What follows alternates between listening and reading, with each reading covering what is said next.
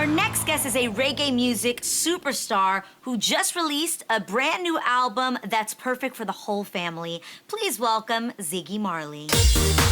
Hey, Ziggy. Hey, Ziggy. Hi. Hi. Hey, guys. What's up? Hi. Good to be with you. Ziggy, we're so happy to have you.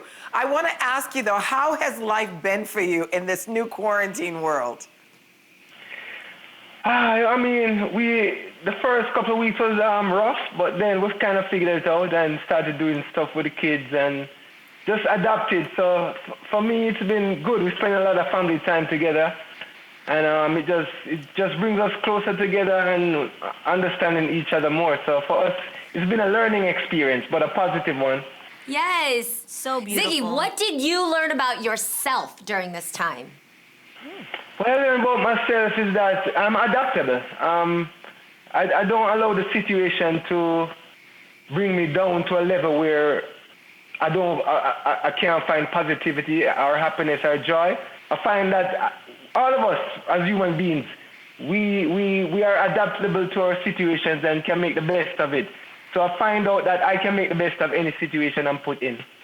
I love Ziggy, that. you know, every time you come on the show, I say you sound like your dad. You just remind me so much of him. And I know you're your own person, but I love your father. So it's just always nice to have you on. Anyway, I love that you're a big promoter of peace and love, but how do you talk to your kids about all the social injustices going on right now?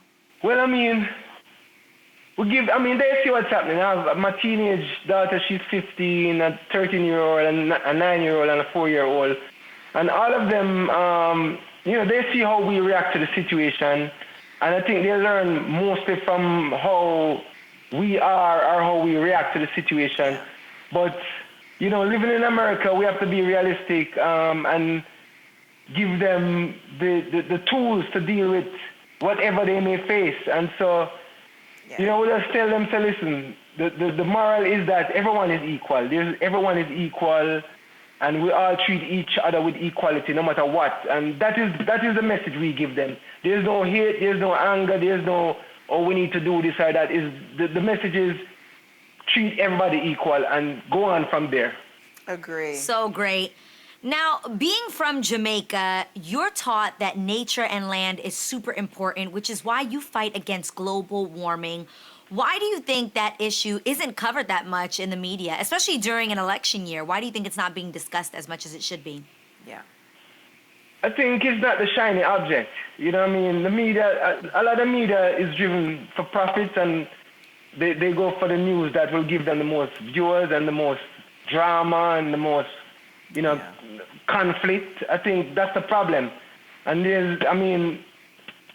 I feel like we really need, there's a big picture and then there's a small picture. We need to look and always get the big picture out there to the people, the information to the people and the bigger problems we have in the world, and not just the local problems that's happening in one country or another.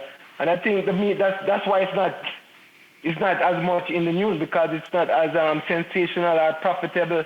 I mean, I don't know. You'd have to ask some of those news people that question too, because it's a good question. But that's a great perspective.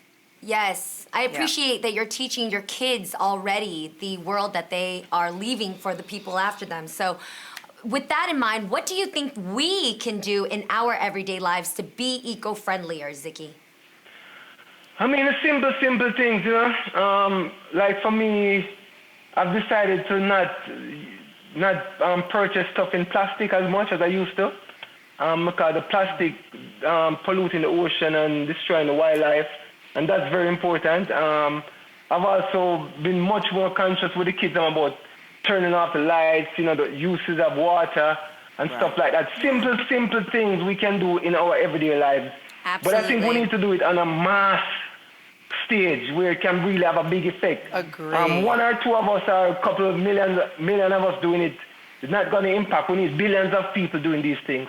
You had plans for a tour celebrating your dad's, Bob Marley's 75th birthday this year. Obviously, due to COVID, your plans became virtual. Was it hard for you to go from performing on stage to performing in front of a screen?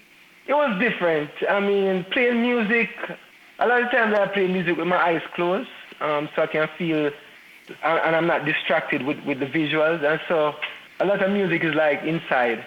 And so it was different, but it wasn't hard because music is not about what you see, it's about what you feel, you know? So, yeah. Ziggy, I have to ask you, what inspires your music? Nature, my internal consciousness, which is driven by my spirituality. And like the last album, it was inspired by my 4-year-old son. And so there's different aspects, but it's mostly, I think my spirituality connected to my consciousness is what really gives me a lot of inspiration. Beautiful. Well, just like you said, we are super excited about your new album, More Family Time, because yes, you wanted to capture the energy of your 4-year-old and put it in music. So we all want to know, what does that sound like? Man, it's a lot of energy, it's a lot of joy, a lot of positivity, but still there's life lessons in it. So it's like, just like finding a joyful way to express yourself while still teaching the children something positive, I feel, you know? That's what it is. That's beautiful. I love that. Is it music that'll make us want to sweet. dance? Yes. Yeah, you're gonna wanna dance. I love it. I'm ready. I'm ready. Not only make it dance, but it relieves stress though. You know, this is what we talk about music. Yeah. A lot of stress We relief. need to relieve some stress, Ziggy, yes. Now, was the whole family involved in recording the album?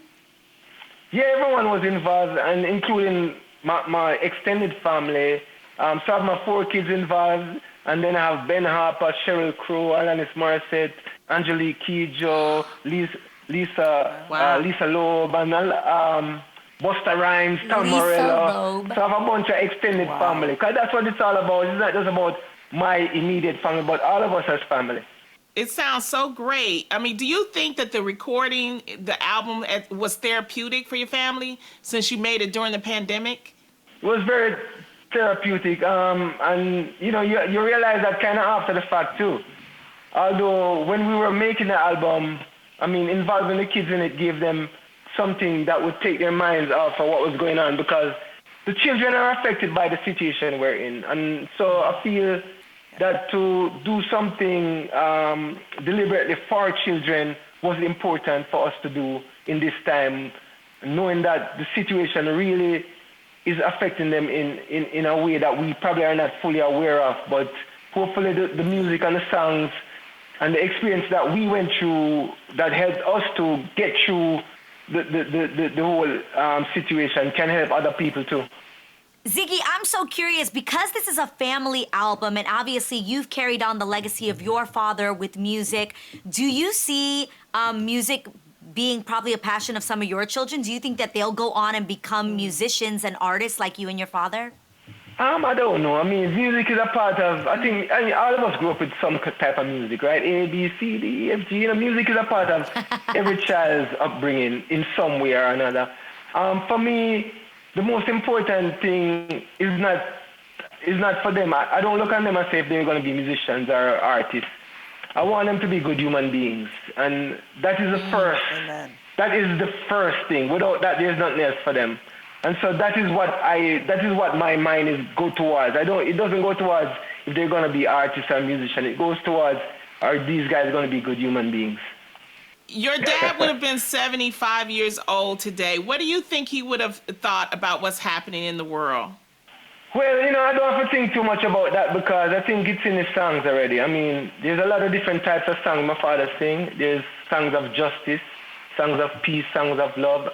I think that he would want people to be united and not so divided, political, religious, racial, social, whatever it is. I think he is a person that wanted to see more love in the world amongst all of us as human beings. So he would definitely say, you know, let's stand up for justice, let's do it in a peaceful way, and let's unite together as different races all across.